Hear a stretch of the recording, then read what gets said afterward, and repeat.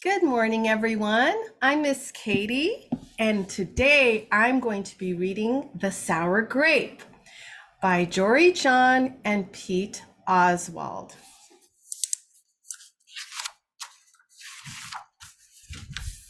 I'm a grape, a sour grape. Grrr. If somebody upsets me, I'll remember it.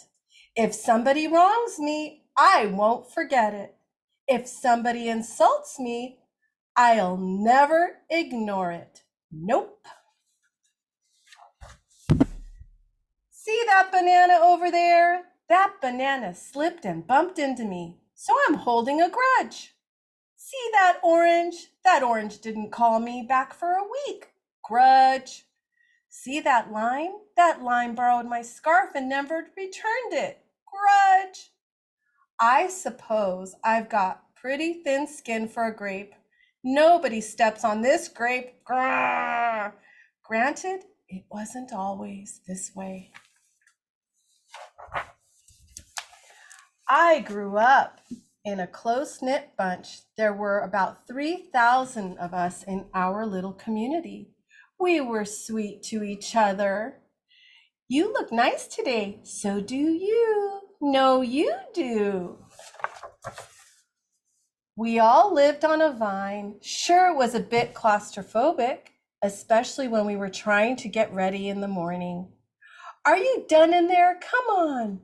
But my family was ripe with humor, goodwill, and warmth. We did our best with what we had.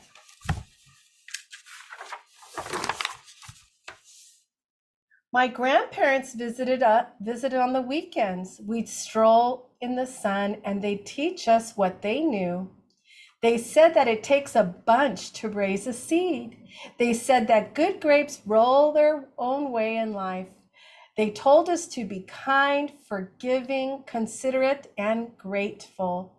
Or grateful, my grandpa said with a wink. Above all, no matter what life throws at you, and there will be a lot, try to stay sweet, my grandma said. Indeed, we said in response. And my grandson, JW, noticed that the grandma and the grandpa are raisins. Did you know that raisins are dried grapes? And for a while, I was the sweetest of the sweet. I said, please. I said, thank you. I brushed aside life's little annoyances. I knew how good I had it. Oops, haha, no problem at all.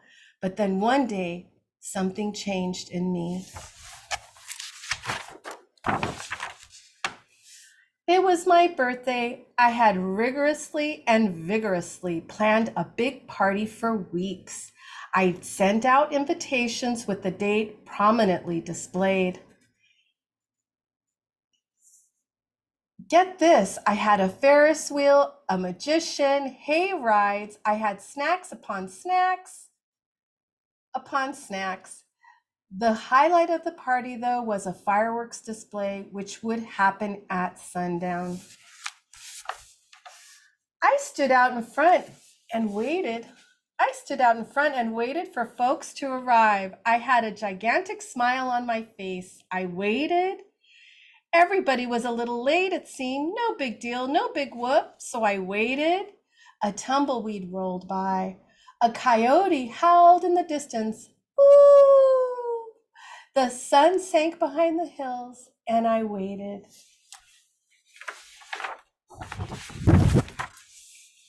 Nobody showed up, and I mean nobody.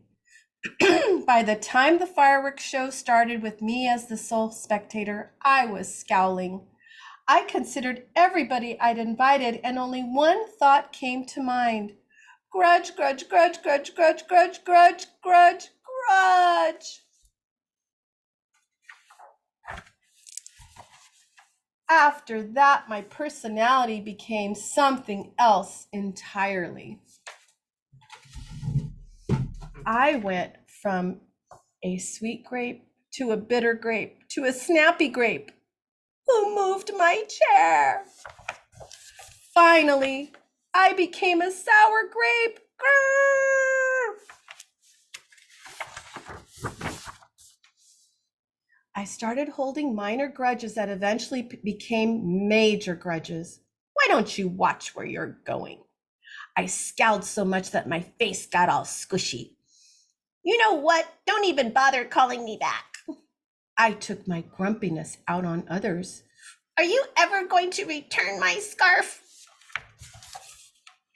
And that's just how it began. That's how it's been. Day after day, week after week, month after month, grudge after grudge. But something happened recently that changed my thinking. I was getting ready to meet up with my friend Lenny, the only fellow I know who's as sour as I am. Lenny and I usually go to the park, where we sit on a bench and rant about stuff. But just as I was heading out the door, I bumped my knee. Ouch! After I bandaged myself up, I discovered I had a flat tire. Oh! Then I missed the bus and the next bus was late. Wah! Finally, I got off the wrong stop. Sheesh!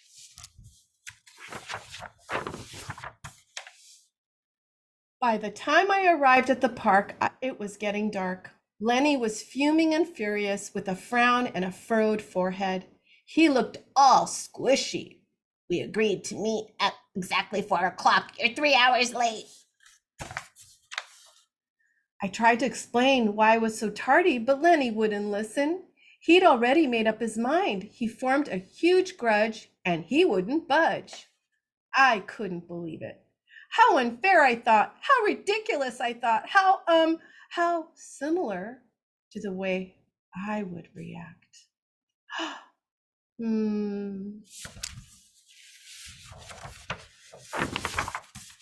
Lenny was pretty worked up. He was pacing back and forth, emitting occasional grumbles. Arr! His tone was tart. So I gave him a little space. Besides, it was nice out. I noticed the sky changing colors, the melodic chirping of the birds, the evening breeze, the buzz of the park's insects coming alive at night. I suddenly felt grateful and peaceful and calm. Had I been missing all this simple beauty because I was too busy complaining? Meanwhile, old Lenny stormed off, muttering something about disrespect and lack of consideration. I'm pretty sure I heard him add a grrr too. I walked home. I pulled a dusty box out from under my bed. There were old family photos inside.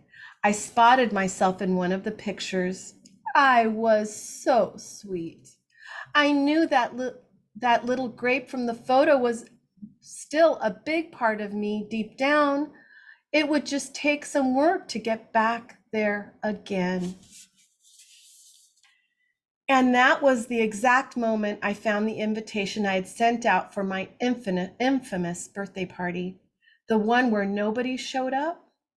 It said May 31st, but wait a minute. My birthday was on May 21st.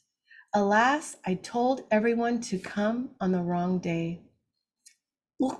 It wasn't my fault. I realized nobody's perfect, not even me.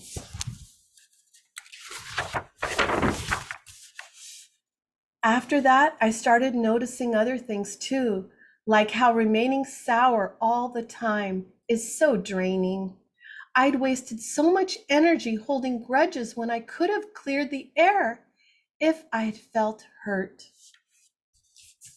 And yes, I still get upset from time to time, but that's okay, because now I talk and listen and work things out instead of just walking away.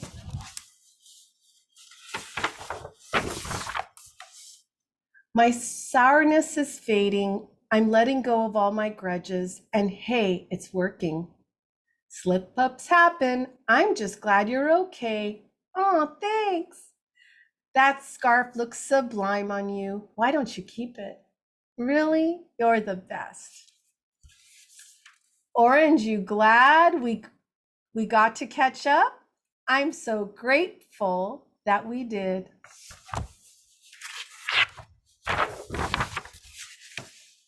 Sure, sometimes I let out a grrr when I'm frustrated, like grrr, like this, grrr. But when I move on, my face is less squishy too. Oh, and don't worry, things are okay with Lenny again. Gosh, I'm sorry I'm late. You must be furious. No big deal, my friend.